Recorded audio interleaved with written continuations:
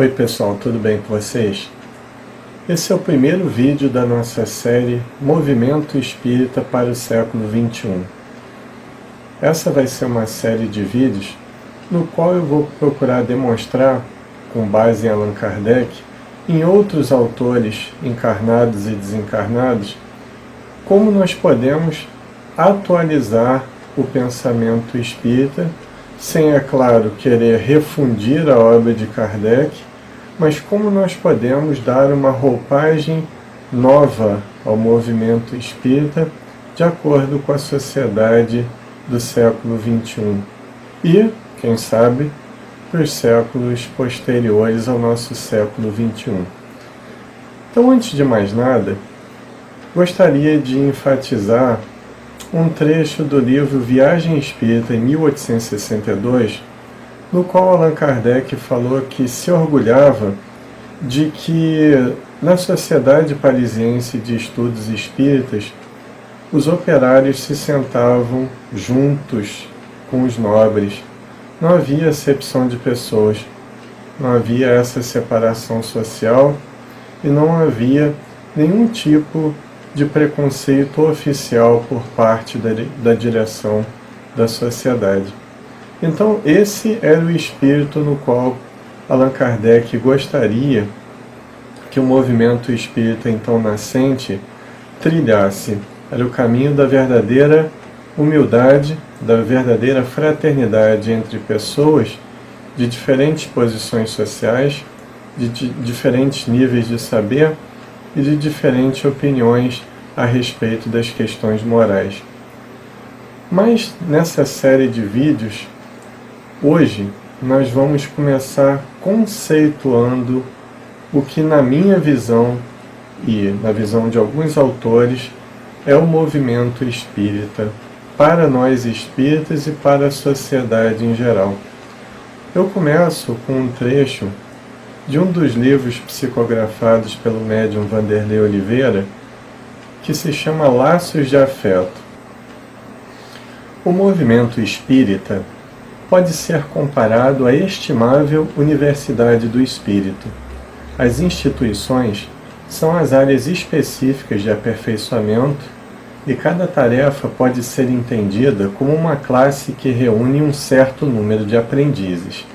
Nesse concerto de educação e melhoria, todos temos o valor pessoal e intransferível no aproveitamento das lições na construção de nosso saber eterno.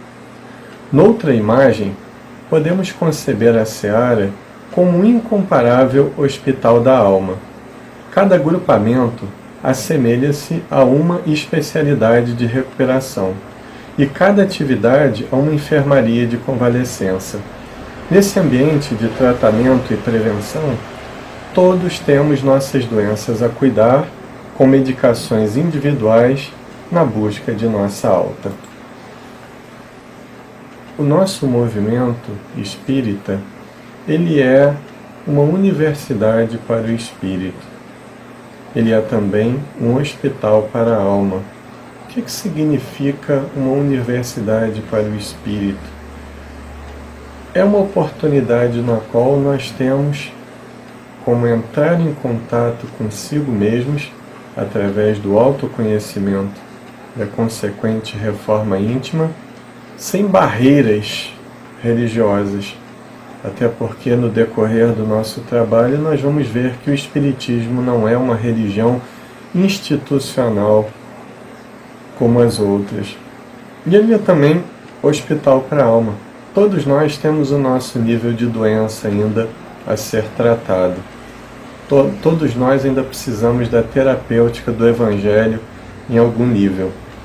Todos nós, líderes, dirigentes, expositores, médiuns, sem exceções, precisamos desse grande remédio para as nossas almas, chamado doutrina espírita.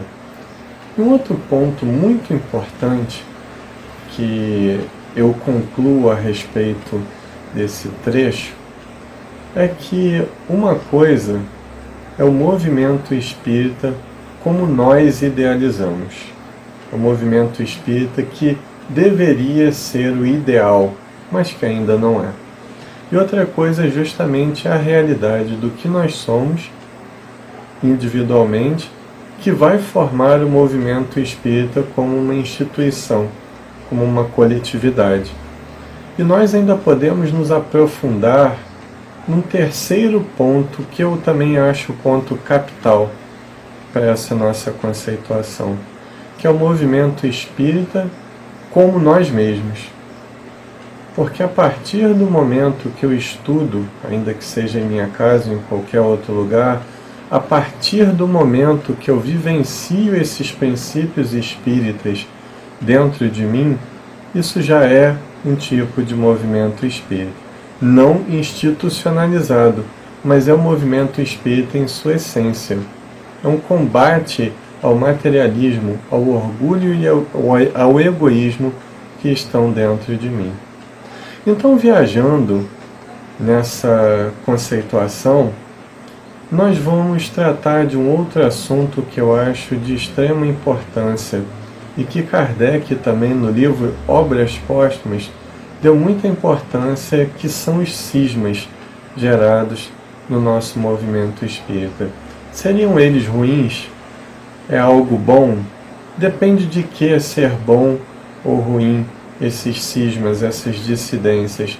É o que nós vamos agora interpretar, nós vamos dar a nossa opinião, os nossos argumentos, com base num trecho do livro Obras Póstumas de Allan Kardec. A verdade absoluta é eterna, e por isso mesmo invariável, mas quem poderá lisonjear-se de possuí-la toda, no estado de imperfeição em que se acham os nossos conhecimentos? O que hoje nos parece falso pode amanhã ser reconhecido como verdadeiro, em consequência da descoberta de novas leis, e isso tanto na ordem moral quanto na ordem física. Contra essa eventualidade, a doutrina espírita nunca deverá estar desprevenida. O princípio progressivo que ela inscreve no seu código será a salvaguarda da sua perenidade, e a sua unidade se manterá exatamente porque ela não assenta no princípio da imobilidade.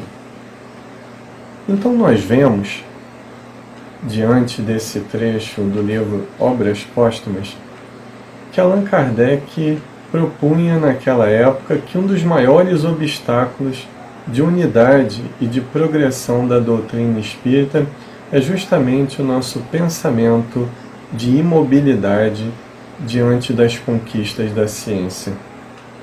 Allan Kardec, no livro A Gênese, no capítulo 1, ele deixou muito bem delimitado o caráter da doutrina espírita, ou seja, a doutrina espírita como uma ciência nova, a ciência que estuda a origem, a natureza e o destino dos espíritos e as suas relações com o mundo corporal.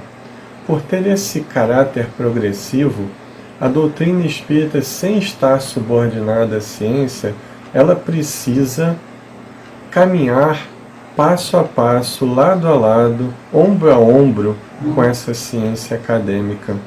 É bem verdade que o Espiritismo tem toda uma abordagem particular nesse seu caráter científico, mas também tem implicações filosóficas muito profundas que respondem às principais questões cruciais de nossa vida, e também implicações religiosas ou éticas de grande profundidade e poder transformacional para qualquer ser humano, independente de ser espírita ou não.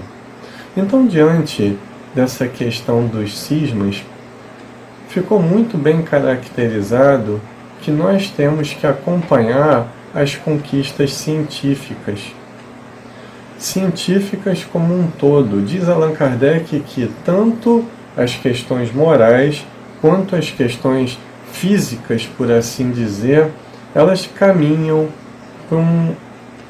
por uma estrada evolutiva, elas se aperfeiçoam à medida que o ser humano também se aperfeiçoa.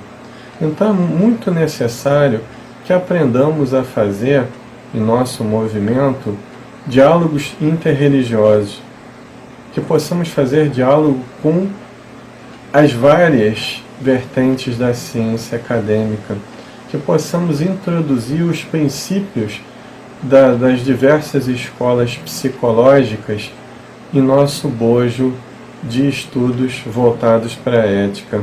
Então, o Espiritismo é toda uma proposta de espiritualidade, e essa é a função máxima do movimento espírita, é levar essa espiritualidade que, através do autoconhecimento e da reforma íntima, promoverá a autotransformação do ser humano. Mas o fato é que o movimento espírita, que precisa dessa adequação à pós-modernidade, a toda essa mudança de modelo em nossa sociedade, modelo tecnológico, modelo comportamental, ele também precisa focar nesse pensamento de alteridade, ou seja, nós como espíritas, como movimento, como instituição que foi criada com o tempo, a partir da doutrina espírita, precisamos aprender a dialogar com a diversidade do ser humano. O próprio Allan Kardec, no Livro dos Médiuns, deixou isso muito bem caracterizado num pequeno trecho de um dos capítulos do livro. Vejamos então o que Allan Kardec tem a dizer a respeito dessa diversidade que tem que imperar no movimento espírita.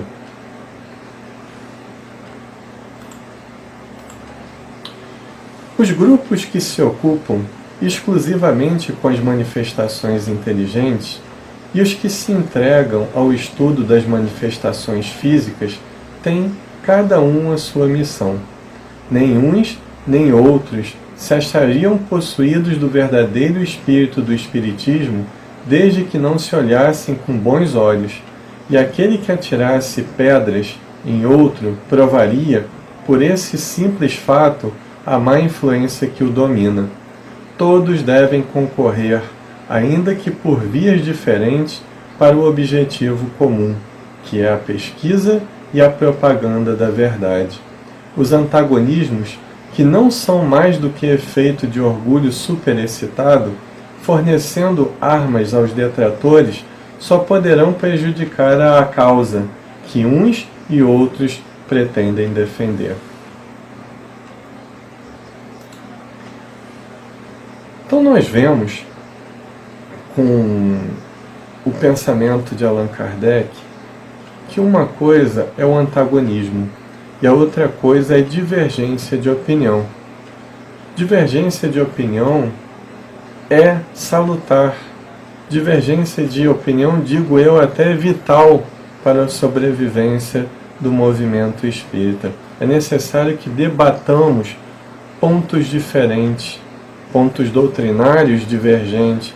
É necessário que ofereçamos a nossa ideia diferente ao outro, para que nós possamos formar uma síntese, uma identidade cultural e espírita, como queria José Herculano Pires. Então, dentro dessa proposta de unidade na diversidade, Kardec então deixa muito bem delimitada qual a proposta de fraternidade entre os espíritas. É que os diversos espíritas, os quais nenhum deles é mais importante do que o outro, independente do cargo, da função que ocupem no movimento, podemos ter mais influência e mais capacidade em alguma área, mas não temos mais importância uns do que os outros. Então, Allan Kardec deixa muito claro que esse princípio da fraternidade depende da alteridade, depende da harmonia com o diferente, da tentativa que nós temos de fazer o diálogo com pessoas que pensam diferente dentro desse bojo de conhecimento que nós chamamos de doutrina espírita.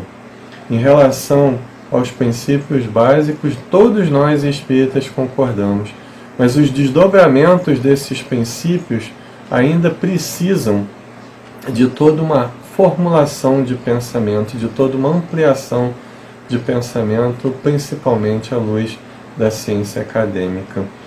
Então, nesse vídeo, nós vamos ficando por aqui, nessa grande trilha que nós vamos andar por vários vídeos, buscando a essência do que é o movimento espírita, as principais manifestações e também soluções e propostas para os possíveis problemas que o movimento espírita enfrenta na atualidade, à luz de vários autores encarnados e também desencarnados. Fiquem na paz, saúde e felicidade a todos.